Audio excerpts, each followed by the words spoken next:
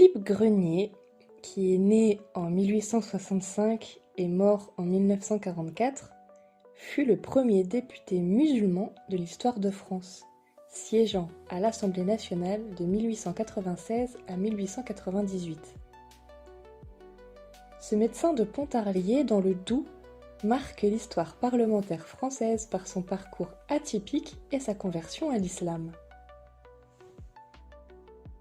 Né le 14 août 1865 à Pontarlier, Philippe Grenier se convertit à l'islam en 1894 lors d'un voyage en Algérie française. Médecin installé dans sa ville natale depuis 1889, il acquiert rapidement une réputation de médecin des pauvres, soignant les plus démunis, souvent gratuitement. De retour d'Algérie, il continue à porter la djellaba, vivant selon les coutumes qu'il a adoptées. Cette conversion authentique, motivé par l'étude du Coran et ses voyages, transforme radicalement son mode de vie et son apparence publique. C'est alors qu'il fait une entrée spectaculaire au Palais Bourbon. En effet, l'élection de Philippe Grenier comme député du Doubs en 1896 crée une véritable sensation. Il siège à l'Assemblée nationale vêtu d'une gandoura, d'un burnous et d'un turban, suscitant étonnement et parfois moquerie. Son apparence tranche avec l'Assemblée de l'époque. Chaussé de fabuleuses bottes marocaines en cuir rouge, ornementées de fines arabesques d'or, il ne passe pas inaperçu. À son passage dans Paris, la circulation s'arrête et il procède même à ses ablutions rituelles au bord de la Seine. Cette fidélité à ses pratiques religieuses, même en public, fait de lui un personnage unique dans le paysage politique français. L'accueil réservé à Philippe Grenier révèle les mentalités de l'époque. « V'là le député musulman !» criaient les Parisiens sur son passage, tandis que les gamins et les badauds se pressaient autour de lui. Cette curiosité populaire témoigne de la rareté de sa situation. Cependant, on pourrait se poser la question aujourd'hui, une curiosité populaire qui témoignerait non pas de la rareté de la situation, mais plutôt d'une certaine intolérance qui est désormais assez affichée. La presse de l'époque se montre particulièrement hostile, ironisant sur les causes qu'il défendait, et le considère comme un illuminé. Vêtu d'un costume traditionnel, il suscite étonnement et moquerie, même au sein de l'hémicycle. Cependant, un journal note avec une certaine tolérance: le Parlement a vu un sénateur en vêtements bretons, un député en blouse, il lui manquait un musulman de Pontarlier, relativisant la singularité de sa tenue dans un contexte où d'autres élus arboraient déjà des costumes régionaux. Philippe Grenier siège au sein du groupe parlementaire de la gauche radicale, défendant des positions républicaines, laïques et sociales. Il dénonce les injustices sociales, l'excès de luxe et de privilèges de ses compatriotes députés, poursuivant à l'Assemblée son combat pour les plus démunis qu'il menait déjà comme médecin. Mais Philippe Grenier n'est pas le seul à avoir été une figure religieuse à l'Assemblée. Simplement, contrairement à lui, la plupart des députés aux convictions religieuses fortes de l'époque n'affichaient pas ostensiblement leur foi par leurs vêtements. Mais on a quand même des ecclésiastiques qui ont marqué l'histoire parlementaire française. Même si aujourd'hui cette figure est malheureusement au cœur des polémiques, et d'ailleurs dans 120 ans 120 lieues, on a décidé de ne pas faire d'épisode spécial sur l'abbé Pierre. Pourtant, on y a beaucoup réfléchi parce qu'on s'est dit que le mouvement Emmaüs, c'était quand même quelque chose de très important au sein de l'histoire de France, avec les religions. Mais on est forcément très mal à l'aise avec les accusations qui le mettent en cause.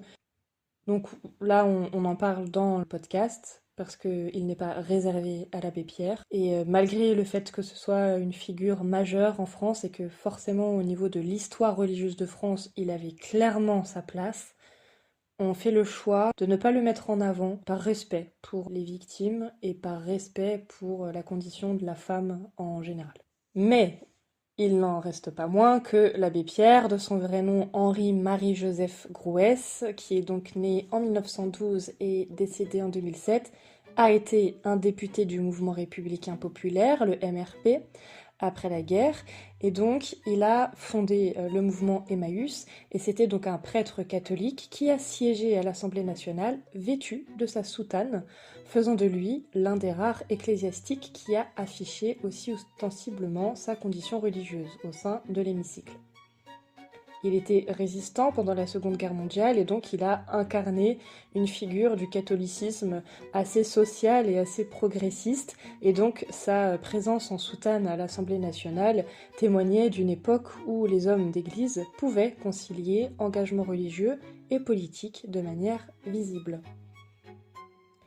On a aussi le chanoine Félix Kir, qui est né en 1876 et qui est décédé en 1968 et qui est célèbre pour avoir donné son nom à l'apéritif, la boisson, le Kir, qui fut donc député maire de Dijon, et il fut le dernier prêtre député à avoir porté la soutane sur les bancs de l'hémicycle.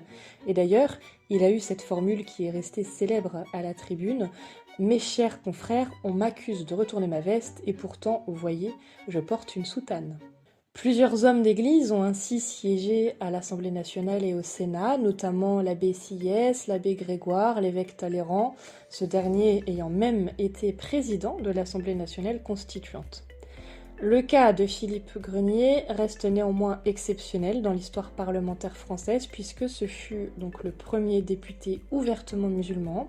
Ce fut l'un des rares à affirmer visuellement et quotidiennement ses convictions religieuses non chrétiennes dans l'exercice de son mandat, dans un contexte où les soutanes étaient plus facilement acceptées que les vêtements religieux musulmans, même si les soutanes étaient quand même pas totalement acceptées.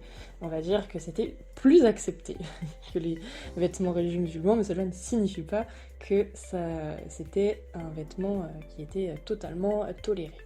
La question que je vous pose, moi, c'est qui se souvient encore du docteur Philippe Grenier, ce premier musulman ? Parce que cette question qui avait été posée par un historien contemporain souligne finalement combien cette figure pionnière est tombée dans l'oubli. D'ailleurs, notre association avait contacté Pontarlier pour savoir s'il existait un circuit touristique ou quelque chose en lien avec cet homme, ce à quoi ils nous ont répondu que non. Mis à part la mosquée qui porte son nom, à Pontarlier, eh bien il n'y a pas de circuit touristique au nom de Philippe Grenier, ou en tout cas des choses qui pourraient être visitées et qui pourraient nous permettre de pouvoir marcher un peu sur ses traces. Pourtant, il incarne un moment unique de l'histoire républicaine française, où un homme put concilier ses convictions religieuses musulmanes avec son engagement politique républicain, malgré les moqueries, malgré l'incompréhension de son époque. Et son parcours interroge sur la place de la diversité religieuse dans la représentation politique française, un questionnement qui est évidemment toujours d'actualité, plus d'un siècle après son passage au Palais Bourbon.